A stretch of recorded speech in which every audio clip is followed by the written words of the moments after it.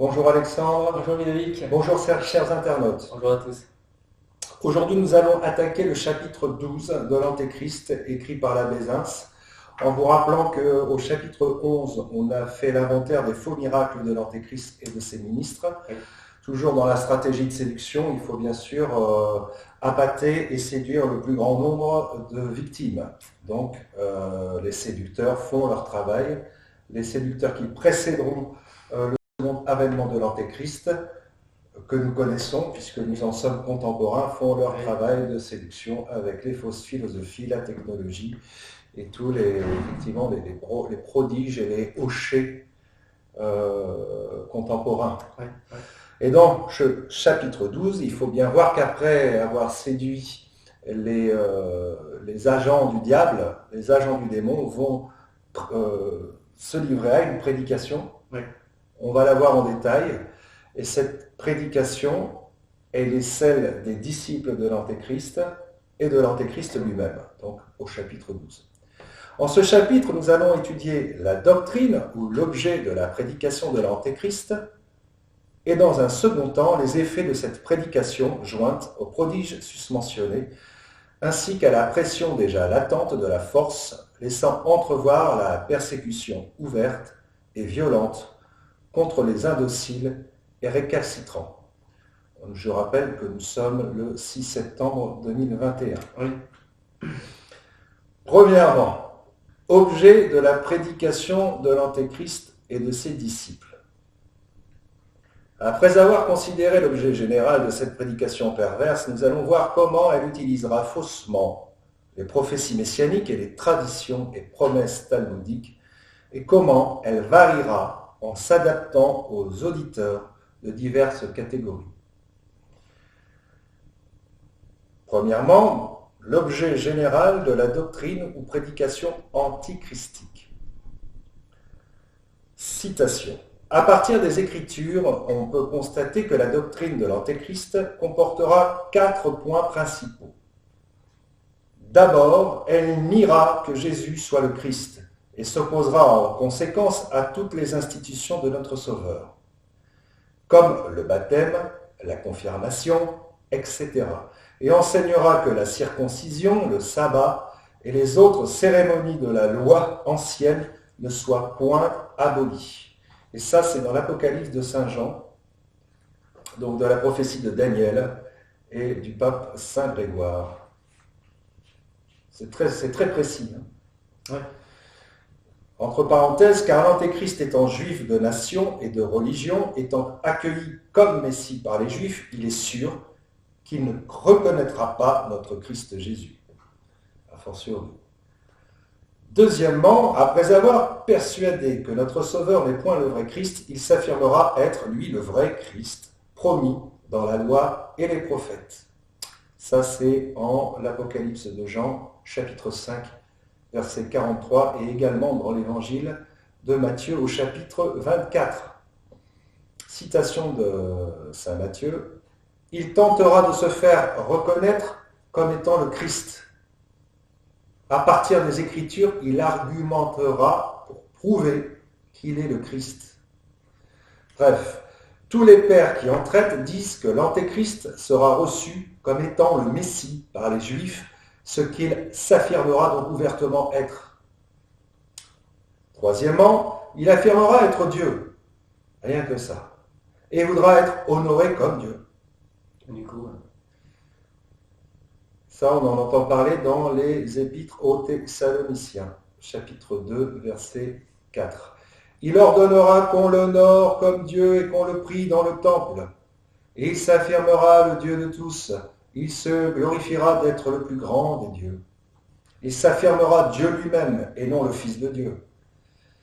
Quatrièmement, par la suite, il ne s'affirmera pas seulement Dieu, mais prétendra que lui seul est Dieu.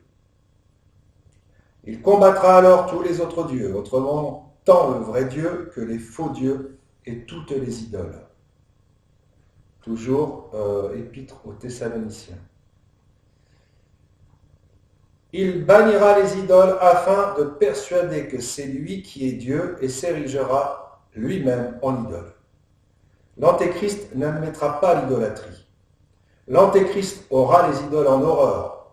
Il s'élèvera au-dessus de tout ce qui est honoré du nom ou de l'appellation de Dieu.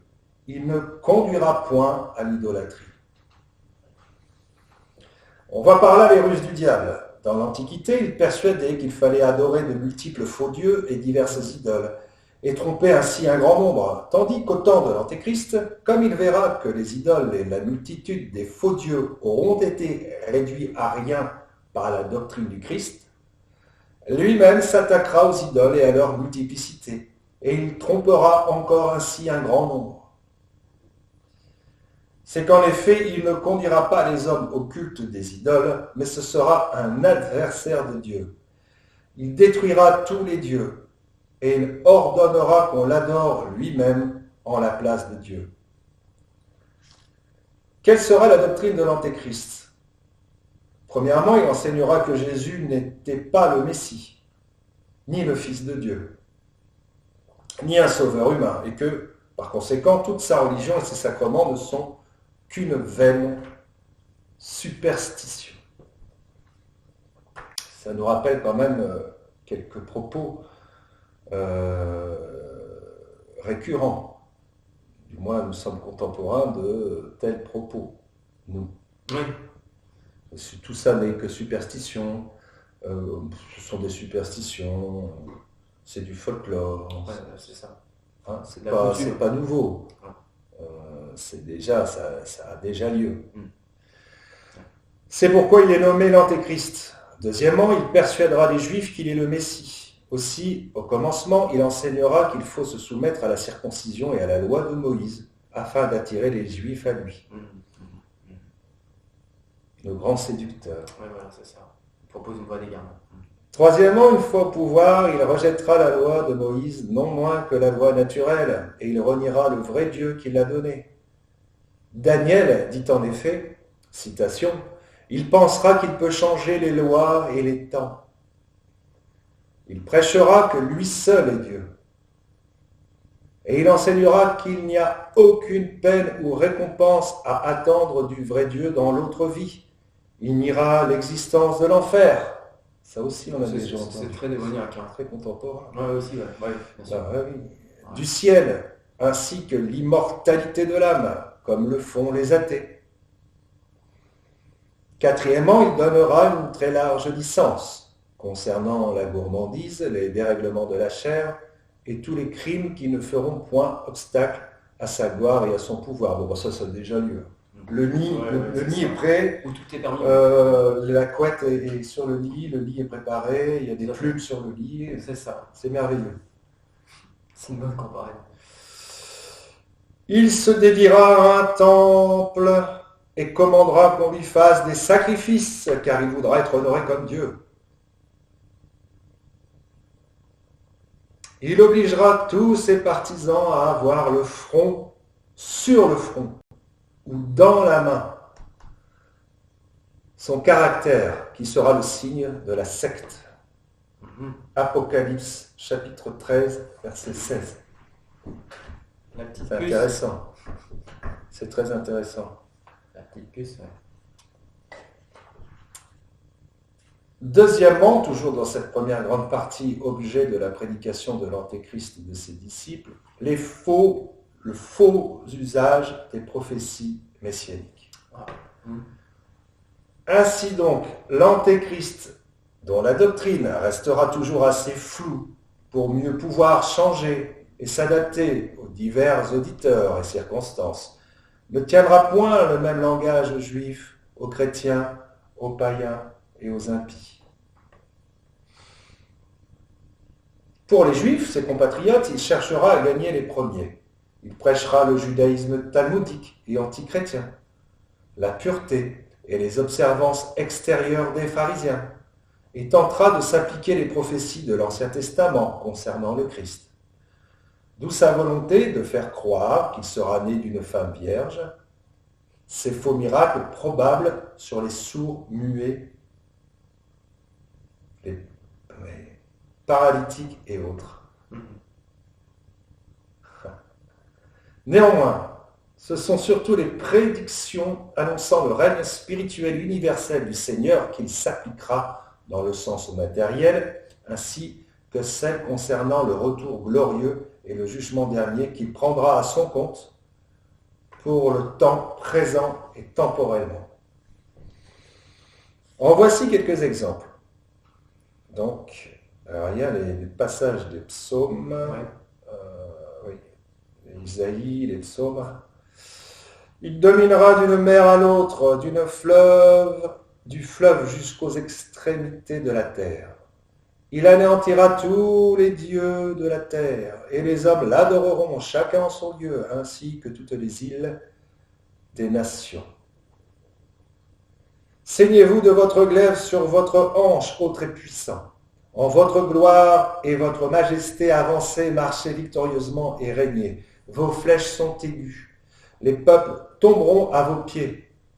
Elles perceront le cœur des ennemis du roi.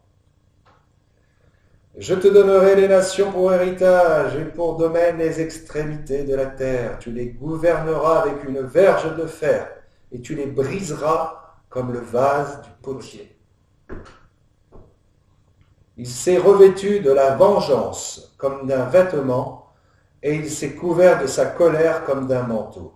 Il se vengera, il punira dans sa colère ses ennemis, il rendra à ses adversaires ce qu'ils méritent, il rendra l'appareil aux îles. Ceux de l'Occident craindront le nom du Seigneur et ceux de l'Orient révéreront sa gloire. Lorsqu'il viendra comme un souffle impétueux qu'agite le souffle de Dieu, lorsqu'un Rédempteur sera venu à Sion. Le Seigneur fera connaître sa main puissante à ses serviteurs, il s'irritera contre ses ennemis, car il viendra dans un feu et son char sera comme un tourbillon pour répandre son indignation, sa fureur et ses menaces en flammes de feu. Et ceux que le Seigneur tuera seront nombreux. J'ai foulé les peuples dans ma fureur et je les ai écrasés dans ma colère, et leur sang a rejailli sur mes vêtements, et j'ai taché tous mes habits. J'ai foulé les peuples dans ma fureur, je les ai enivrés dans mon indignation, et j'ai renversé leur force à terre. Il dominera de la mer à la mer, et depuis le fleuve jusqu'aux extrémités de la terre. Devant lui se prosterneront les Éthiopiens, et ses ennemis lécheront la poussière. Tous les rois de la terre l'adoreront, et toute la nation, les nations lui seront assujetties. Joli programme. L'Antéchrist et ses disciples appliqueront, de même aux Juifs encore perfides et non convertis de leur époque, les promesses faites par Dieu aux fils de Juda, repentant et redevenus pleinement fidèles lors de leur captivité à Babylone. Promesses concernant leur retour en terre d'Israël et la reconstruction du temple, qui sur le plan spirituel concernait le nouvel Israël qu'est l'Église, et le nouveau temple qu'est la nouvelle alliance, ainsi que le jugement dernier. Citation. « Car voici en ces jours et en ce temps, lorsque j'aurai ramené les captifs de Juda et de Jérusalem, je rassemblerai toutes les nations, et là j'entrerai en jugement avec elles au sujet d'Israël. Mon peuple est mon héritage, qu'ils ont dispersé parmi les nations, et au sujet de ma terre qu'ils se sont partagés. Vous avez vendu les fils de Juda et de Jérusalem aux fils des Grecs pour les éloigner de leurs frontières. Voici, je les ferai revenir du lieu où vous les avez vendus, et je ferai retomber vos actes sur votre tête. Je vendrai vos fils et vos filles entre les mains des enfants de Juda, et ils les vendront aux Sabéens, nation lointaine. » Citation encore, je sauverai mon peuple du pays de l'Orient et du pays du soleil couchant. Je les ramènerai et ils habiteront au milieu de Jérusalem au jour où la maison du Seigneur a été fondée et où le temple se rebâtit. Alors, de même que vous avez été en malédiction parmi les peuples, maison de Juda et maison d'Israël, ainsi je vous sauverai et vous serez une bénédiction. En ces jours-là, 10 hommes de toutes les langues des nations saisiront la frange d'un juif en disant « Nous irons avec vous, car nous avons appris que Dieu est avec vous. Si de telles applications seront donc tout à fait fausses, nous verrons néanmoins, de façon très détaillée au chapitre 19, comment le retour actuel des Juifs non encore convertis en terre d'Israël était pourtant bel et bien prédit par d'autres prophéties n'impliquant point, comme les autres, la conversion préalable des Juifs, mais au contraire en vue de leur conversion subséquente. Troisième partie, utilisation des traditions et promesses talmudiques.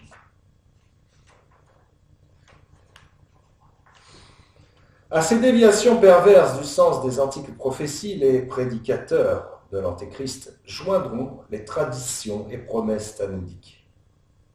Citation, ce fils de l'homme que tu as vu arrachera les rois et les puissants de leurs couches voluptueuses, les sortira de leur terre inébranlable. Il mettra un frein aux puissants, il brisera les dents des pécheurs. Il chassera les rois de leur trône et de leur royaume parce qu'ils refusent de l'honorer, de publier ses louanges et de s'humilier devant celui à qui tout royaume a été donné. Ça, c'est dans le livre d'Enoch. C'est un apocryphe du IIe siècle après Jésus-Christ. On lit aussi dans le Shemoneh Esrei Berakot, alors je ne parle pas l'hébreu, ou les 18 bénédictions contenues dans la Guémara ou Talmud de Babylone.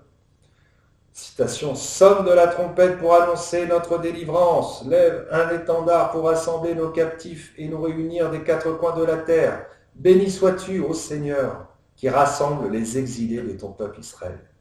Dixième bénédiction.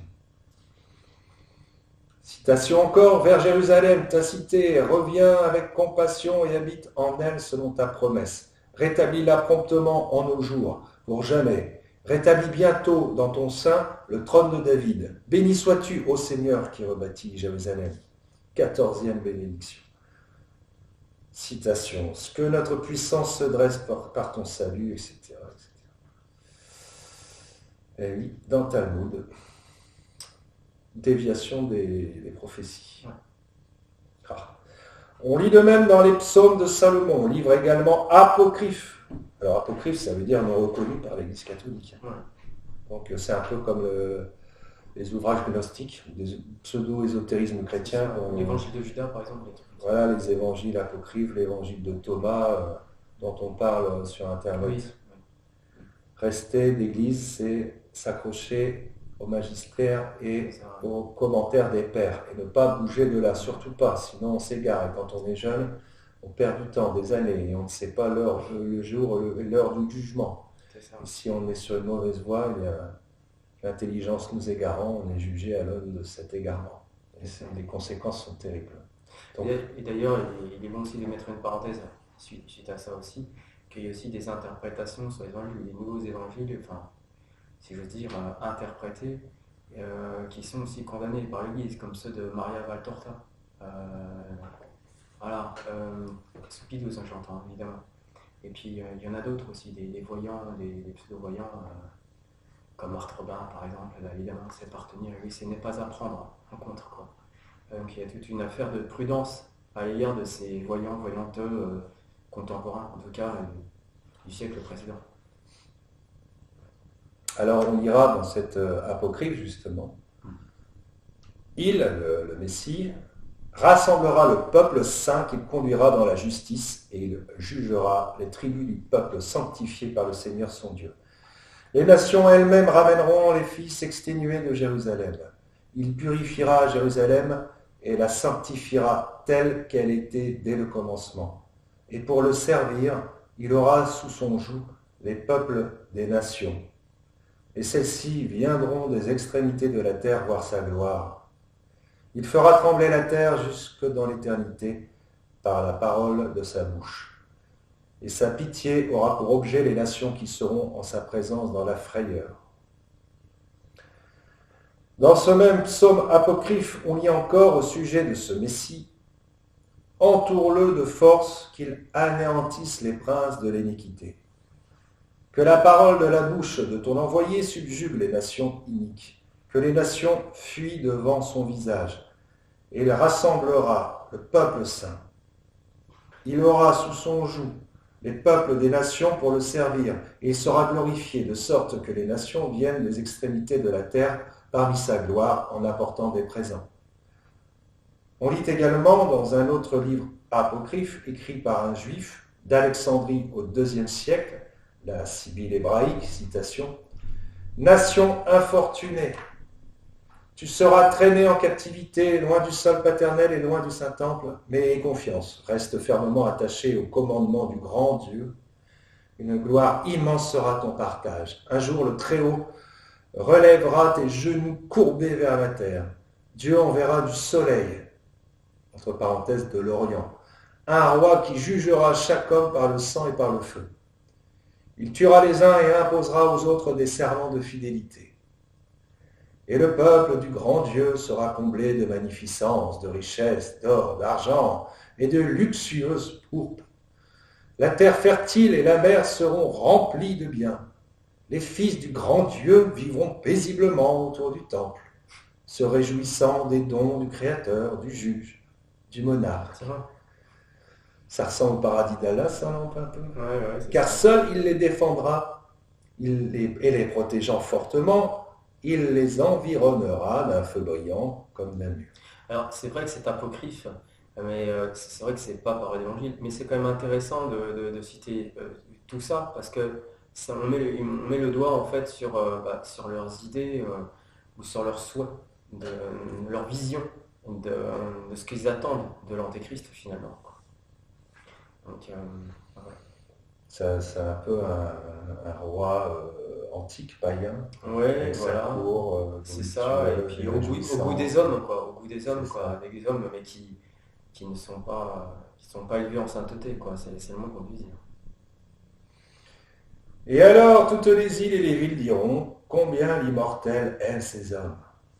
Voilà. Dans ce temps-là, Dieu enverra des régions où le soleil se lève, un roi qui triomphera de ses ennemis par les armes, ou les enchaînera par les alliances et qui donnera la tranquillité à la terre entière. Et sécurité. Alors la nation aimée de Dieu se trouvera de nouveau dans l'abondance. L'or et l'argent afflueront dans son sein. Oui, Elle brillera comme sous un vêtement de pourpre, riche de tous les biens que lui apporteront la terre et les mers. Et alors surgira un royaume qui durera éternellement et s'étendra sur l'humanité tout entière. Il y a un peu le nouvel ordre mondial là, qui pointe le bout de son nez. Oui, l'humanité tout entière. C'est ça. C'est très actuel en fait tout ça. Charmant ce roi de la terre. De toute la terre, on portera des présents à la maison du grand Dieu. Il n'y aura pas d'autre maison à vénérer pour l'avenir. Les enfants de Dieu vivront en paix autour du temple et recevront les présents que leur fera celui qui est le créateur du monde, son juge et son roi. Alors, les îles étonnées et les villes s'écrieront de concert. Voyez combien Dieu chérit ce peuple, il l'a comblé de tous les biens. Il l'a soumis à ses ordres, le ciel lui-même, le soleil et la lune. Pour justifier la persécution violente à l'encontre de ceux qui ne se laisseront pas séduire par leurs prodiges et leurs prédications, ni fléchir par leurs menaces, au pluriel, ce qui ne sera le cas que des vrais chrétiens ou de ceux qui le redeviendront. Les disciples de l'Antéchrist, au service de leur roi, n'auront qu'à s'appuyer sur une quantité d'imprécations et d'ordonnances du Talmud, dont voici quelques-unes. Seul l'Israélite est un homme, tout l'univers est à lui, toutes choses doivent le servir, principalement les animaux qui ont forme d'homme. Vous voyez comment voilà la considération de ce grand livre de sagesse satanique concernant nous autres. C'est ça. Les animaux qui ont forme d'homme.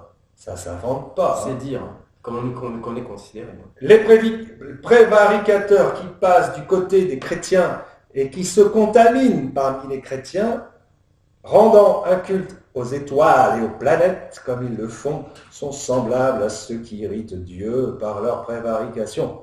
Ainsi doit-on les jeter au puits et ne plus les en sortir. Voilà la paix, la pacification façon Talmud, hein, façon le roi de la terre. Voilà le bon roi. Hein, c'est pas le bon roi Saint-Louis. Hein. Non. C'est pas tout à fait la même chose. Sa cuisine n'est pas tout à fait la même. D'ailleurs, le meilleur parmi les goïms mérite d'être mis à mort. C'est écrit, c'est vrai? Je répète. Répète. Allez.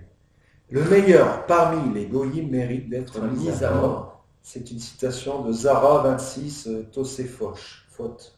Je sais pas. Je weiß nicht. Je sais pas comment on dit ça. D'accord. Ouais, okay. Efface la vie du chrétien et tue-le. Au moins, ça mérite d'être honnête. Hein. C'est agréable à la majesté divine, comme celui qui offre un don d'encens. Petit bâtonnet, quoi. L'Israélite est obligé de mettre toute son ardeur à ôter toutes les épines de la vigne, c'est-à-dire d'arracher, d'extirper les chrétiens de la terre. On ne peut donner une plus grande joie au Dieu béni que celle que nous faisons en exterminant les impies et les chrétiens de ce monde. Zépher, Israël, 180. Oui, parce que je vous épargne quand même les notes. Hein, parce que vous pouvez demander vérification, il n'y a aucun problème. Hein. Voilà, les impies, il faut éliminer les gens de ce monde. Ça rappelle pas quelque chose, ça? Bah, c'est l'époque dans laquelle on vit, qui est tous picousés, quoi. C'est ça? Ah oui, tiens, oui. Pas bête. Pas bête ce que tu dis. Ah, tous picousés. Parce que les impies et les chrétiens et les impies, il n'y a pas que les chrétiens. Bon, c'est ça. Mikdash Molek dit « Le bouc que l'on envoyait à Azaziel au jour de l'expiation nous enseigne que nous aussi nous devons supprimer du monde les chrétiens. » Ça c'est dans le Zohar F62. Alors c'est pas de l'apocryphe, mais au moins on voit les intentions. Le bon pasteur dit « Il n'y a pas de sacrifice en dehors de celui qui consiste à faire disparaître la partie immonde. » Rabbi Eliezer dit « Il est licite d'étrangler l'homme idiot en la fête de l'expiation, même si elle tombe le jour du sabbat. » Ses disciples lui dirent « Rabbi, dit plutôt immoler. » Ce à quoi il répondit « Absolument pas, car en immolant, il faut réciter certaines prières, tandis qu'en étranglant, ce n'est pas nécessaire. » Mais c'est gentil tout ça. Qu'on ne s'accroche pas aux idolâtres, de sorte qu'on leur accorde la permission d'adorer des idoles, mais qu'on les écarte de leur culte et qu'on les tue. Tous les habitants de la cité sont obligés de rembourser les dépenses effectuées pour tuer le traître, même ceux qui payent leur quote-part pour un autre sujet. Tous les habitants des cités sont obligés de rembourser les dépenses pour tuer le traître. Moi, ça me fait penser à l'avortement, ça. Ah oui, oui aussi, on voit ça aussi là, tout à fait. Des milliards de non-nés qui sont autant de sacrifiés, en fait. Ça. Hein, ça. Qui sont payés, remboursés, c'est remboursé par l'État en plus. Pris en charge. Oui, c'est pris en charge. C'est monstrueux, c'est monstrueux. On dirait un code de la route, ce Talmud-là. Ouais. Dans le 4e palais du paradis sont tous ceux qui pleurent sur Jérusalem et tous ceux qui ont détruit les restes des nations idolâtres. Et comme la pourpre est le vêtement honorifique et distinctif de Dieu, ainsi seront honorés et distingués tous ceux qui auront tué les autres peuples idolâtres. Ça, c'est dans Zohar. Alors, évidemment, le terme, on va quand même faire une précision, le terme idolâtre désignant principalement les chrétiens. Hein. Il faut le préciser parce que cette application matérielle et temporelle du règne universel, spirituel et éternel du Messie annoncé par les prophètes, ce rêve de domination mondiale des Juifs ayant refusé et rejeté le Christ Jésus sera tout le programme de l'Antéchrist, qui sera l'un d'eux et en aura été bercé dès l'enfance. C'est dire les délicates intentions qu'ils nourrissent à notre égard. Programme que Dieu lui permettra de réaliser pour un temps. Ça. Et par prudence, il est bon de rappeler, d'exciter notre vigilance à dire que l'Antéchrist, il sera très séduisant. Et quand on voit les intentions qu'il y a derrière, il faudra vraiment faire très attention quand il arrive.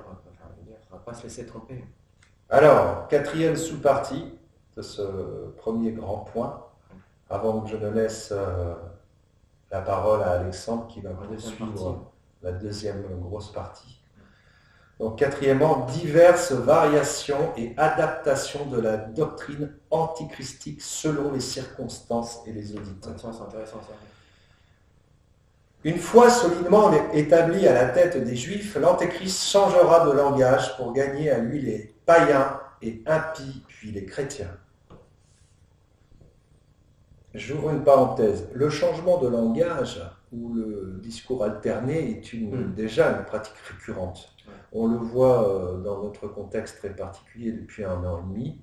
On passe d'une chose à son contraire. Et ça ne dérange personne. C'est-à-dire qu'aujourd'hui, on peut dire ouvertement, voilà, je vous veux du mal, et dire dans 6 mois, je vous veux du bien, tout en vous faisant du mal, mais le fait de dire je vous veux du bien posera une forme d'acte mental auquel on accordera tout le crédit possible. Le principe de non-contradiction a été rappelé par Jésus-Christ. Hein? Oui, quand je parle, je dis ce qui est et ce qui n'est pas n'est rien, est à jeter au feu. Est non non. Et malgré cela, les gens accordent du crédit à des gens qui ont l'art de se retourner, de retourner leurs paroles, de se contredire. Ben voilà, vous avez encore une fois là une explication, je dirais, technique de cette façon d'opérer par le langage. Par le langage. La clé, c'est le langage, le verbe. D'ailleurs, Jésus, le verbe de Dieu, le verbe, c'est l'expression, c'est la logique. Quand on utilise des formules paralogiques ou des formules contradictoires, on parle le langage du serpent. Tout à fait. Et pour gagner, bien sûr, l'audimat. Voir ce qu'on appelle des chrétiens, qui croient que celui qui trône actuellement sur le Saint-Siège de Rome est pape de l'Église catholique. Ça marche, puisqu'il y a encore des gens, et soi-disant thomistes sur Internet, qui disent que François Zéro, comme l'appelle la Bézins, est pape de l'Église catholique. Bon, les vidéos vont sortir bientôt, ça va évaporer les illusions. Ça va être un feu qui réchauffe. Alors, vis-à-vis des impies, il rétablira les observances du paganisme avec ses bacchanales et autres fêtes orgiaques et odieuses. Il est très probable que, au moins au début, il ne fera point cela directement et ouvertement pour ne pas heurter de front les juifs et les chrétiens, mais l'établira par ses ministres, non encore déclaré tel. Oh, par ses ministres. On dit ses ministres, mais j'ai dit ministre, oui. C'est ministre. Il y a certains coins du monde où certaines personnalités politiques aiment se rendre pour se livrer à des bacchanales et s'amuser entre eux. C'est ça. C'est exactement ce qui se passe. Et ça ne date pas d'aujourd'hui. Non encore déclaré, oui, au Maroc notamment. Oui, d'accord. Maroc. C'est pas pour aller manger du couscous. Non encore déclarait-elle, le condamnant comme même en parole, pour mieux donner le change, tout en le favorisant par ses actes ambigus. Alors il s'attaquera au dernier bastion de résistance, les chrétiens. Sur ceux qui le seront vraiment, l'argument des prophéties faussement appliquées à l'Antéchrist n'aura guère de prise. Car ceux-ci sauront bien que le Christ Jésus, lui, les a pleinement réalisés et que certaines, par exemple, celles concernant le temps de la venue du Messie, ne peuvent plus l'être, sans parler de l'aide du Saint-Esprit et des mises en garde de l'apôtre de feu, des Saint Paul. Hein? C'est donc plutôt l'historicité et la véracité des évangiles et les autres livres du Nouveau Testament qu'il attaquera. Ces prédicateurs diront aux chrétiens, qui vous dit que ces faits ont vraiment eu lieu? Ce Jésus a été idéalisé par la suite par ses disciples. Oh, vous êtes bien crédule. Tandis que, voyez les miracles de notre grand maître, ils sont actuels, présents, palpables. Comprenez qu'il ne pourrait pas les faire s'il n'était revêtu de la puissance divine.